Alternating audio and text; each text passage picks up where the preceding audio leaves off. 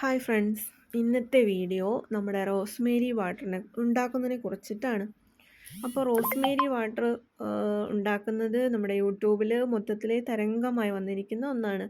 അപ്പോൾ ഈ Rosemary water എന്ന് പറയുമ്പോൾ ഇത് നമ്മൾ ഓൺലൈനിൽ വാങ്ങിയിട്ടുള്ളതാണ് കേട്ടോ.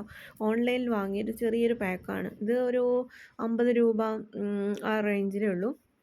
പക്ഷെ അത് മാത്രം ഇട്ടിട്ട് നമ്മൾ തിളപ്പിക്കരുത്. ഇത് ഓയിൽ ഉണ്ടാക്കുന്നതല്ല, വെള്ളം ഉണ്ടാക്കുന്നതാണ് കേട്ടോ. റോസ്മേരി വാട്ടർ തലയിൽ തളിച്ച് അല്ലെങ്കിൽ നമ്മൾ ചെറിയൊരു ഡ്രോപ്പിൽ വെള്ളം എടുത്ത് അളവിലെടുത്ത് നമുക്ക് തേക്കാവുന്നതാണ്. ഈ കാണുന്നതാണ് റോസ്മേരീൻ്റെ ഡ്രൈഡ് ആയിട്ടുള്ള ലീഫാണ് കേട്ടോ, ഉണങ്ങിയ ലീഫാണ്. അപ്പം ഈ ഒരു ലീഫും അതിൻ്റെ കൂടെ ഉലുവയാണ് എടുത്തത്. ഉലുവയും പിന്നെ ഇത് തുളസി ഇലയാണ്. അപ്പോൾ ഇത്രയും കണ്ടൻറ്റുകൾ ഇതിൻ്റെ അകത്തേക്ക് ഉൾപ്പെടുത്തിയിട്ടുണ്ട്.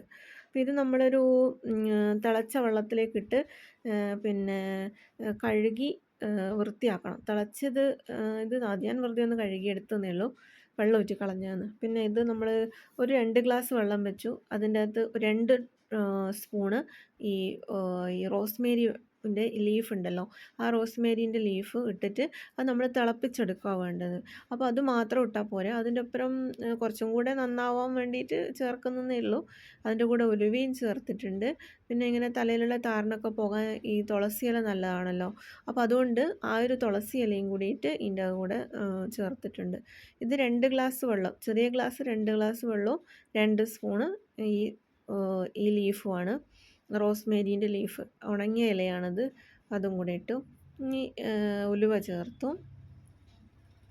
ഇനിയിപ്പോൾ ഇതിൻ്റെ അകത്തേക്ക് നമ്മൾ ആ ഒരു ഇലയുണ്ടല്ലോ, തുളസി ഇലയും കൂടെ ചേർത്തു. അപ്പോൾ തിള വരാൻ വേണ്ടിയിട്ട് വെയിറ്റ് ചെയ്യാനാണ്. അങ്ങനെ ഇതിൻ്റെ അകത്ത് തിള വന്നു തുടങ്ങിയിട്ടുണ്ട്. കുറച്ച് നന്നായി തിളക്കുന്നവരെ നമുക്കിത് വെക്കാവുന്നതാണ്. അതധികം തിളച്ച് വറ്റണം എന്നല്ല, എന്നാലും ഒരു കളർ ചേഞ്ച് വരും. അതുവരെ നമുക്കിതൊന്ന് ലേശം നേരം തിളപ്പിച്ചെടുക്കാം. ഇനി ഇതിൻ്റെ വെള്ളം മാത്രമേ ആവശ്യമുള്ളൂ. അതിൻ്റെ ഈ മറ്റൊരു സാധനങ്ങൾ നമുക്ക് അരിച്ച് കളയാവുന്നതാണ്. അപ്പം ഇതിങ്ങനെ അരിച്ചെടുക്കലാണേ. ഇത് നല്ല ചൂടല്ലേ, ചൂടോടുകൂടി ഇതൊന്നും തേക്കാൻ പാടില്ല. ഇത് തണുത്തതിന് ശേഷം ഒന്ന് തണുക്കാൻ വെച്ചാൽ ഇതൊന്നും തണുത്ത് കിട്ടും. അപ്പോൾ അങ്ങനെയാണ് ഇത് ഉപയോഗിക്കുന്നത് നല്ലത്. ഞാനിത് 2ാമത്തെ പ്രാവശ്യം ആക്കിയിട്ടാണ് ഇത് തേച്ച് നോക്കിയത്. അപ്പോൾ നല്ലതാണ്. നല്ലത് എന്ന് പറയുമ്പോൾ ചെറിയൊരു താരൻ്റെ എല്ലാം കുറവ് നല്ല രീതിയിൽ കാണാൻ പറ്റും. പിന്നെ മറ്റെന്തെങ്കിലും നോക്കാൻ നമ്മൾ ഞാനിപ്പോൾ ഇത് തേച്ചുകൊണ്ടിരിക്കലുണ്ട്.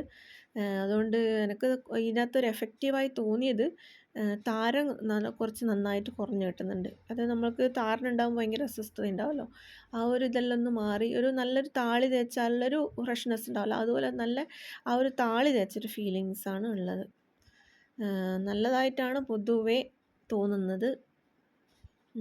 അപ്പോൾ ഇത് കുറച്ചല്ലേ എടുത്തുള്ളൂ, അപ്പോൾ ബാക്കി അതുപോലെ തന്നെ മടക്കി നമ്മൾ അതിൻ്റെ അകത്തേക്ക് വെച്ചാണ്.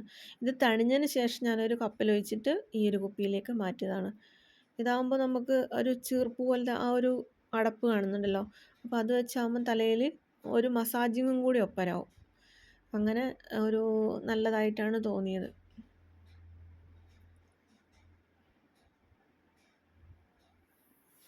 ഈ ബോട്ടിൽ കാണുമ്പോൾ അത് നല്ല രീതിയിൽ നമുക്ക് ഇങ്ങനെ ഒരു ചീർപ്പ് പോലത്തെ ഉള്ളതുകൊണ്ട് അങ്ങനെ ശരിക്കും തലയോട്ടിക്ക് മസാജായിട്ട് അത് വരുന്നുണ്ട്. അപ്പം അങ്ങനെയെല്ലാം നല്ലതുണ്ട്. ഇത് ഞാൻ തേച്ചതാണ്, ഇത് തലയിൽ തേച്ചു.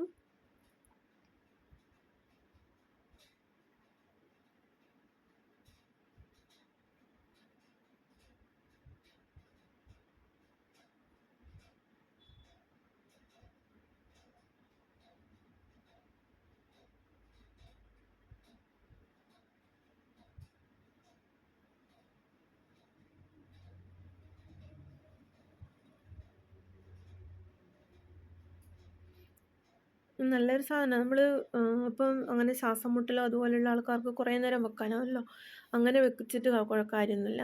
ഇത് ഞാൻ കുറേ ഒരു 10-15 മിനിറ്റോളം വെച്ചിട്ട് പിന്നെയാണ് കുളിച്ചത്. എന്തായാലും നല്ലതാണ്. കാര്യമായി എനിക്ക് തോന്നിയത് താരൻ നന്നായിട്ട് കുറയുന്നുണ്ട്. എന്താണെന്ന് വെച്ചാൽ നമ്മൾ ഒറ്റ ദിവസം കൊണ്ട് അപ്പോൾ താരൻ മൊത്തം പോകുന്നില്ല. നമ്മളൊരു ഒരാഴ്ചത്തോളം അടുപ്പിച്ച് തേക്കുമ്പോൾ താരനൊക്കെ നന്നായിട്ട് കുറഞ്ഞ്